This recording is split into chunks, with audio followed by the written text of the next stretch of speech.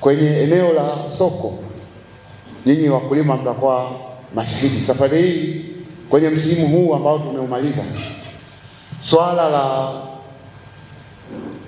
zile bei za madaraja yale ya tumbaku ni eneo ambalo linahitaji kuangaziwa kwa karibu zaidi.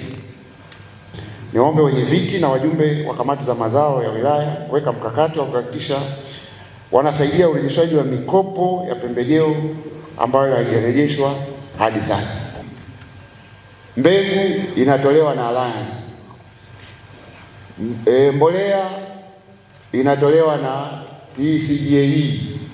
Mkopo unatolewa na benki. Kila mtu hapa anafanya kazi kivyake. Kwa hiyo unakuta msimu unafika tunaanza kuvutana. Kwa hiyo tunatakiwa tujipange vizuri ili tuweze kusaidia kilimo hiki cha tumbaku. WAMACO pamoja na vyama vya ushirika tuna ushirikiano mkubwa sana na vyombo vya ulinzi na usalama.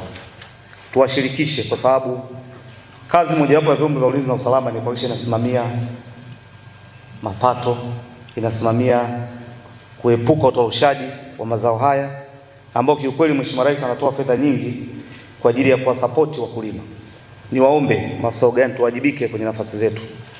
Tuwasaidie, tusikae ofisini, twende tuwatembelee wakulima, tuwape ushauri wa namna gani waweza kuzalisha zao la tumbaku, lakini pia na mazao mengine ya biashara kwenye maeneo yetu, kwa sababu uchumi wetu unategemea sana haya mazao ya biashara.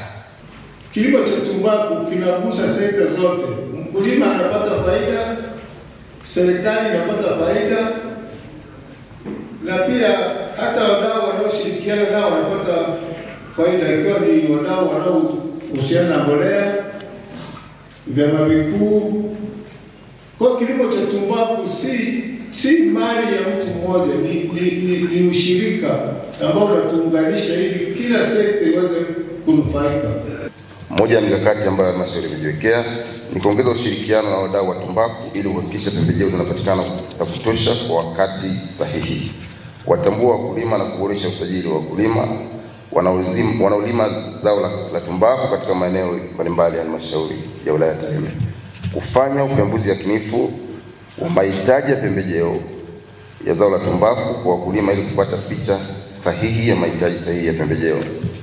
Namba 4 ni kuboresha utoaji wa huduma za ugani kwa wakulima wa zao la tumbaku ili kuongeza uzalishaji kwa misimu mingine, kuongeza udhibiti wa soko lisilo rasmi hasa kupitia mipakani kwenda nje ya nchi, hasa kwa zetu jirani ili kupunguza madeni na wadau, kuwa sehemu ya utatuzi wa migogoro ili kuongeza ari ya ulimaji wa tumbaku na kuongeza uzalishaji. Njia nyingine ni kuhamasisha wakulima, kila mwenye uwezo wa kufanya kazi aweze kulima tumbaku, lakini kuwa na ushirikiano wa karibu. Mheshimiwa Mwenyekiti, kama ulivyoshauri, kuhakikisha kwamba tunakuwa karibu na wakulima, vyama vya msingi, lakini na watendaji mbalimbali ili kuweza kutatua kero zinazojitokeza. Lakini pia ninashukuru makampuni yamelipa tozo zote zinazotakiwa kwa wakati.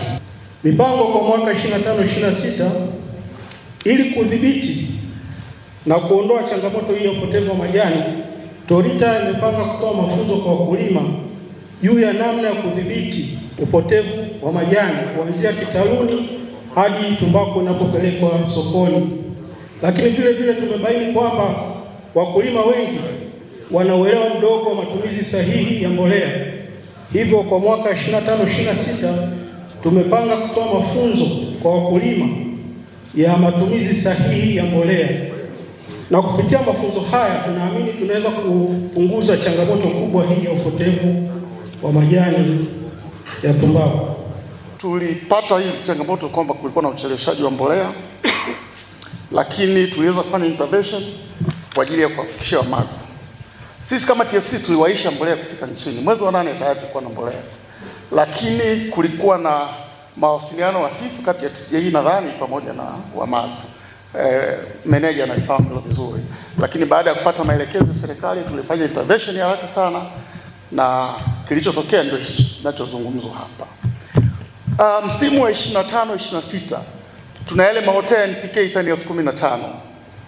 Lakini pia tumeshaagiza tani 70,000 za NPK ambazo tani 20,000 zimeshaingia nchini mpaka sasa hivi, zingine bado tunaendelea kupokea.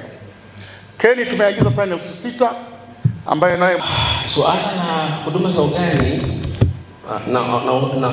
na shughuli kwa ujumla za uzalishaji wa bidhaa za tumbaku kwetu ni swala endelevu. Kwa hiyo tutakuwa na mabwana shamba watakaofanya kazi mwaka mzima. Kama hayupo tu ni kwamba kaenda likizo na kuna mtu atachukua nafasi yake. Nini mkulima afanye ili aweze kupata mbolea za ruzuku? Ni kupitia mkulima kuweza kujisajili kwa kutumia madaftari maalum yaliyopo katika kata zote na vijiji vyote. Kwa hiyo kama TFRA tunawahimiza wakulima wetu waweze kujiandikisha na kupata namba maalum ya mkulima ili waweze kupata mbolea hizi ambazo Mheshimiwa Rais anazigharamia na kuhakikisha wanapata ruzuku. Kwa hiyo kwa sasa kama mamlaka tumejipanga kwa kushirikiana na taasisi zingine na makampuni yanayohusika na usambazaji wa mbolea za ruzuku kuhakikisha wakulima wanazipata mbolea hizo kwa bei ile iliyotolewa na serikali na kwa utaratibu maalum. Sisi kama Azania Benki tunatoa mikopo yetu kwa riba nafuu ambayo ni 9%, na pia tuna bima ambayo inawezesha wale wakulima pale wanapopata majanga. Na licha ya hivyo pia tuna mikopo mbalimbali kwa wale wakulima na pia kwa wafugaji pia kwa riba nafuu ya 9%. Kwa hiyo tunazidi kuwakaribisha tuendelee kushirikiana na Azania Benki ipo kwa ajili ya kuwasikiliza wakulima na kutimiza malengo yao. Kilimo cha tumbaku hakina hali ya kwamba chenyewe hakikumbwi na majanga. Tunakumbwa na majanga mengi, kuna majanga ya mvua na majanga mengineyo. Kwa msimu uliopita, kwa wale walioathirika kwenye mashamba yao, benki iliwalipia mikopo yao ambayo ina thamani ya bilioni 1.2.